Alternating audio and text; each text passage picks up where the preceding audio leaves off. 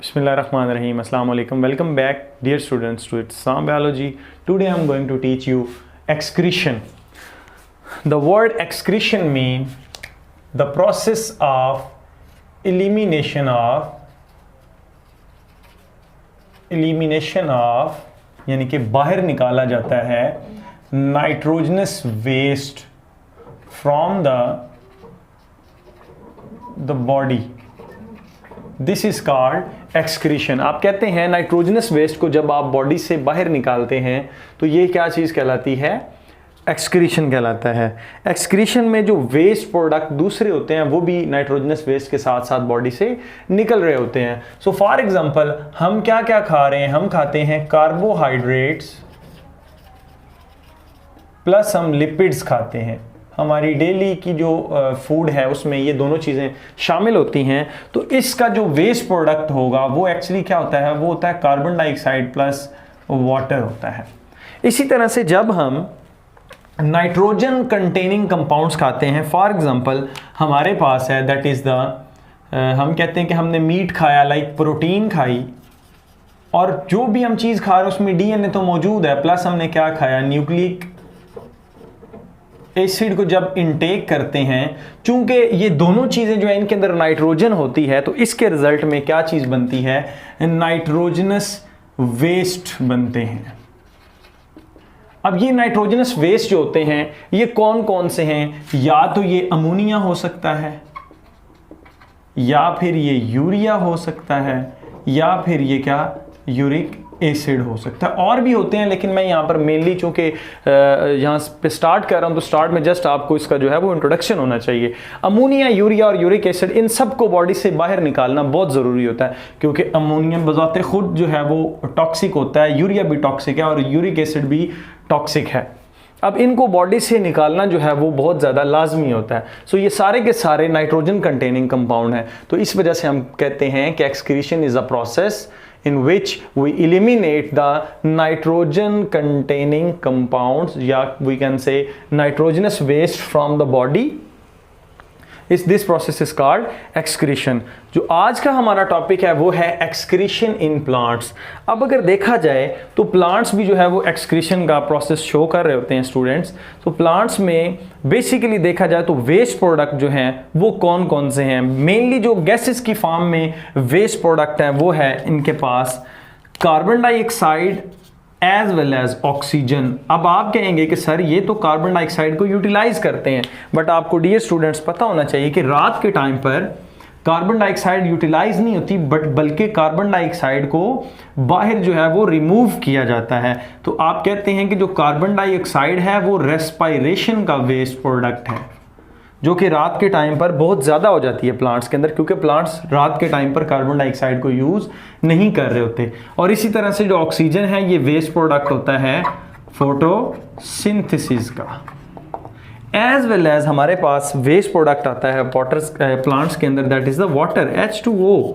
ये भी waste product है. आप अगर देखते हैं दोनों का रिएक्शन, आप रेस्पायरेशन का रिएक्शन देखें, उसमें क्या होता है? C6H12O6 प्लस ऑक्सीजन को, मतलब ऑक्सीजन की प्रेजेंस में 6O2, ऑक्सीजन की प्रेजेंस में इसको तोड़ा जाता है, that is carbon dioxide, 6 carbon dioxide plus 6H2O plus energy के अंदर.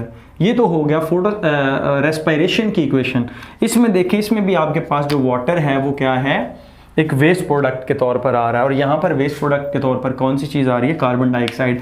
इसी तरह से इसकी जो उल्ट होगी इक्वेशन, दैट इज आप कह सकते हैं जो है वो फोटोसिंथेसिस की है. तो फोटोसिंथेसिस में ऑक्सीजन आपके पास जो है वो वेस्ट प्रोडक्ट के तौर पर, एज वेल एज 6 वाटर के मॉलिक्यूल जो होते हैं वो वेस्ट प्रोडक्ट के तौर पर आ रहे होते हैं. तो हम कहते हैं कि जो वाटर है वो रेस्पायरेशन प्लस फोटोसिंथेसिस का जो है ये वेस्ट प्रोडक्ट होता है. अब चाहे कार्बन डाइऑक्साइड हो, चाहे ऑक्सीजन हो, चाहे वाटर हो, इनको प्लांट्स जो है वो अपनी लीव्स में से या अपनी बॉडी में से कैसे जो है वो रिमूव करते हैं? तो वो आप कहते हैं स्टोमेटा के थ्रू. स्टोमेटा क्या है? स्मॉल ओपनिंग होती हैं लीफ के अंदर, जिसका जो स्ट्रक्चर है स्टूडेंट्स वो कुछ इस तरह से होता है. ये अब दरमियान में स्पोर होता है और ये आपके पास क्या होते हैं? गार्ड सेल्स होते हैं. So these are small opening in young stem and as well as on the leaf. अब नेक्स्ट हमारे पास जो है वो है लेंटिसेल्स। लेंटिसेल्स जो हैं ये भी स्पेसिफिक पोर्स होते हैं यंग स्टेम्स के ऊपर, और इनका काम क्या होता है, ये भी वाटर की जो है रिमूवल करवाएंगे and as well as carbon dioxide और ऑक्सीजन की रिमूवल करवाएंगे। और कुछ जो वाटर की जो है वो रिमूवल होती है क्यूटिकल से, अ लिटिल मतलब नेग्लिजिबल है। तो हमारे पास ये 3 तरह की ट्रांसपायरेशन भी हम बोलते हैं इनको, the removal of water from the aerial part of the plant. Aerial का मतलब है जो हवा के अंदर है। तो डियर स्टूडेंट्स, स्टोमेटा भी हवा के अंदर है क्योंकि स्टोमेटा लीफ के ऊपर है, लेंटिसेल स्टेम के ऊपर है, और क्यूटिकल भी जो है वो आपके पास स्टेम के ऊपर है। तो ये क्या कहलाती है, स्टोमेटल ट्रांसपायरेशन, ये लेंटिकुलर ट्रांसपायरेशन, और ये आपके पास क्यूटिकुलर ट्रांसपायरेशन। तो ट्रांसपायरेशन का भी आपको यहाँ पर कॉन्सेप्ट है कि removal of water from the aerial part of the plants, तो दिस इज कॉल्ड ट्रांसपायरेशन। तो ये सारे के सारे किसके थ्रू हो रहे होते हैं, ट्रांसपायरेशन के प्रोसेस के थ्रू जो वाटर है वो लॉस किया जाता है बॉडी के अंदर से। नेक्स्ट ईयर स्टूडेंट्स हमारे पास जो है एक्सक्रीशन जो है प्लांट्स वो किसके थ्रू कर रहे होते हैं, नाइट्रोजनस वेस्ट की एक्सक्रीशन की बात कर रहा हूँ, हैवी मेटल की एक्सक्रीशन की बात कर रहा हूँ, जो अनवांटेड मटेरियल है उसकी बात अब करने जा रहा हूँ, वो किसके थ्रू करते हैं, थ्रू लीफ के करते हैं।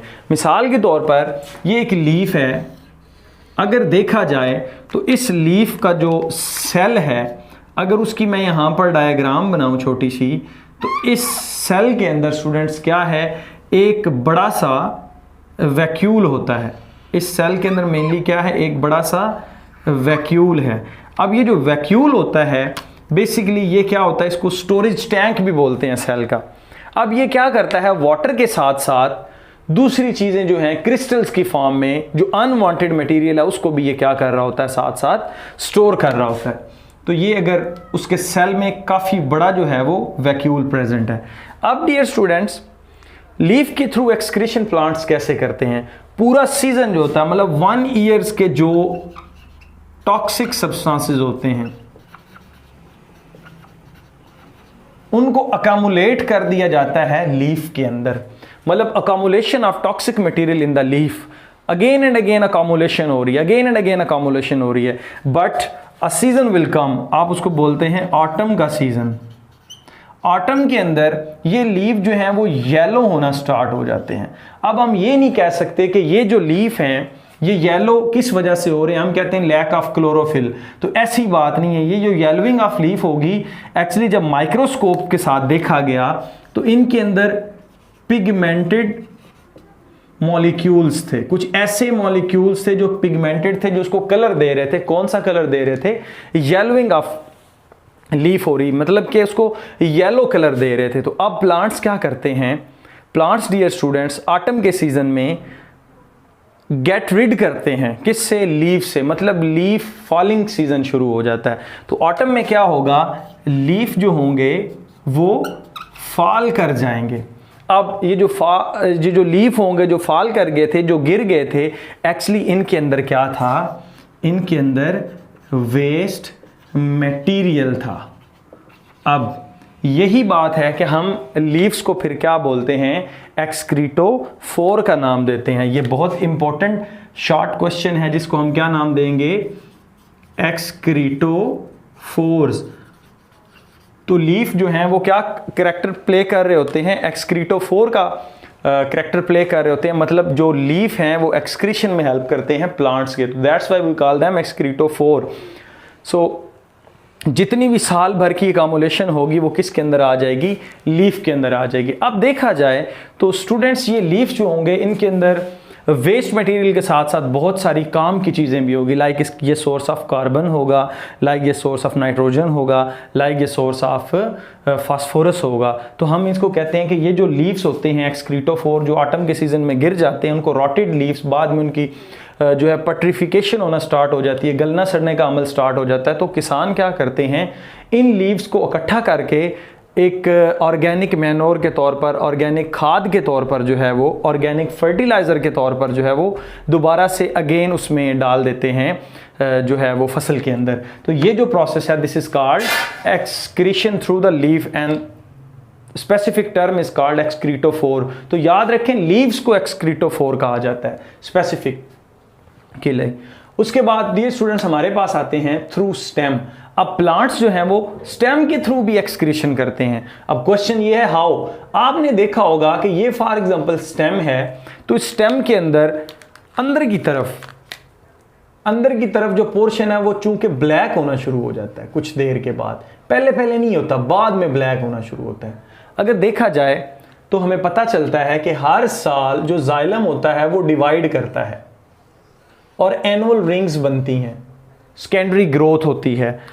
तो with the passage of time जो टॉक्सिक मटेरियल होता है वो इस पुराने जाइलम के अंदर जो है, सेकेंडरी जाइलम जिसको आप वुड बोलते हैं, उसके अंदर स्टोर किया जाता है। तो आप क्या बोलते हैं? Storage of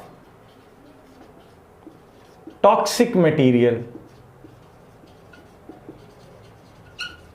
in xylem, old xylem या secondary xylem, and this process makes the wood black. और ये जो प्रोसेस है ये वुड को ब्लैक कर देगा और ये स्पेसिफिक टर्म कहलाएगी इबोनी। ये क्वेश्चन भी जो है वो मल्टीपल टाइम जो पेपर में आया हुआ है। इबोनी क्या है कि जब टॉक्सिक मटेरियल जो है वो जाइलम के अंदर इकट्ठा होना शुरू हो जाएगा तो सेंट्रल पोर्शन जो होगा वो वुड का वो ब्लैक होना शुरू हो जाएगा, दैट इज कॉल्ड इबोनी। इसी वजह से जो काली लकड़ी होती है उस पर जो टर्माइट्स हैं या आप कह सकते हैं जो घुन लगता है लकड़ी को, जो लकड़ी को आप जो पेस्ट हैं या इंसेक्ट्स हैं जो वो खाते हैं, तो वो काली लकड़ी को नहीं खाते, क्योंकि इस काली लकड़ी के अंदर क्या होता है, इबोनी के अंदर एक्चुअली क्या होता है, टॉक्सिन्स होती हैं। And as well as toxins के जमा होने से ये वुड हार्ड हो जाती है, जो कि टिम्बर और लंबर या फर्नीचर में बहुत ज़्यादा इस्तेमाल होती है, क्योंकि इसका फर्नीचर जो है वो ड्यूरेबल होता है, देर पा होता है, इसको कीड़ा नहीं लगता, टर्माइट्स नहीं अटैक करेंगी क्योंकि इसके अंदर टॉक्सिन्स थे। एज वेल एज जो है कुछ जो प्लांट्स हैं लाइक ब्लूबेल जो है, ये क्या काम करती है स्टूडेंट्स, ये अंडरग्राउंड स्टेम में अपना जो वेस्ट मटेरियल है उसको क्या करेगी, स्टोर कर लेगी। इसके रिजल्ट में क्या होता है कि जितने भी इसके जो लीव्स थे या फिर आप कह सकते हैं बल्ब्स थे जो अंडरग्राउंड थे, एक जिस तरह में जैसे प्याज होता है ना, ये प्याज है ना, इस तरह से ये बल्ब लाइक स्ट्रक्चर बनाता है। अब इस बल्ब के अंदर इसने क्या करना है, ब्लूबेल ने टॉक्सिक मटेरियल को स्टोर कर लेना है। तो आप कहते हैं कि इस जो ब्लूबेल है बाद में इसको क्या कर दिया जाता है, वेस्ट कर दिया जाता है, और यानी कि प्लांट इसको दोबारा से यूज़ नहीं करते, या फिर इसमें से जो अपनी मर्जी की चीज़ें होती हैं उनको दोबारा से रिसाइकिल कर लिया जाता है और बाकी को जो है वो सॉइल के अंदर ही छोड़ दिया जाता है। तो ये ब्लूबेल जो है ये अंडरग्राउंड स्टेम यानी कि बल्ब्स के ज़रिए ये जो स्पेसिफिक चीज़ बनाई है, दिस इज़ कॉल्ड बल्ब्स, इनके ज़रिए जो है वो एक्सक्रीशन करती है। अब डियर स्टूडेंट्स, प्लांट्स जो होते हैं वो रूट्स के ज़रिए भी जो है वो क्या करते हैं, एक्सक्रीशन करते हैं। तो एक्सक्रीशन थ्रू रूट। अब रूट्स के ज़रिए कौन से ज़्यादा करते हैं, आपको मैं बताता हूँ। ज़्यादातर आपके पास कोनीफर्स आते हैं।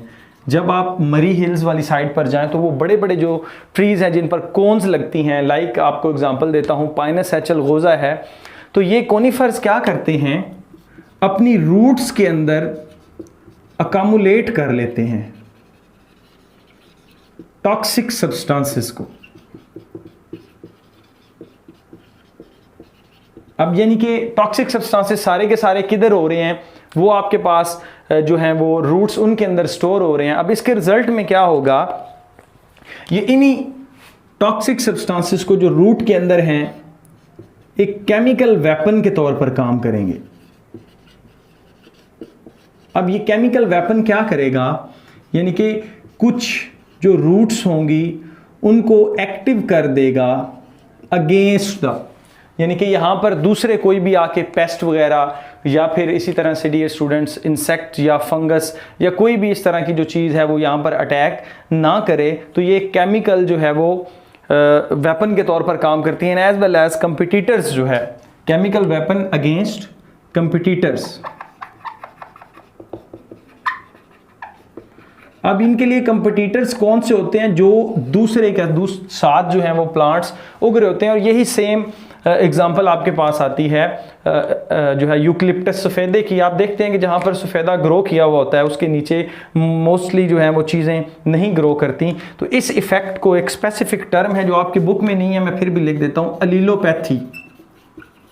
यानी कि जहाँ पर एक प्लांट ग्रो करे और कुछ ऐसे केमिकल वो सिक्रीट करे और उन केमिकल की वजह से वहां पर उस एरिया में कोई दूसरा प्लांट जो है वो ग्रो ना कर सके, दिस इज कॉल्ड एलिलोपैथी। अब यही केमिकल वेपन्स जो हैं, ये जो केमिकल्स हैं इनको वेपन्स के तौर पर जो है वो इस्तेमाल किया जाता है कि ताकि इनके साथ जो है दूसरी तरह की वेजिटेशन जो है वो ग्रो ना करे। जिन को ये चीज़ें चाहते हैं या जो ये अपने साथ ग्रो करवाना चाहते हैं या ऐसी चीज़ें जो इन केमिकल्स को जो है वो कॉप अप कर जाएं तो वही वहाँ पर ग्रो होंगी। सो डियर स्टूडेंट्स, ये था हमारा आज का topic, that was the excretion in plants. इंशाल्लाह कल एक्सक्रीशन इन एनिमल के साथ हाजिर होऊंगा। Thank you.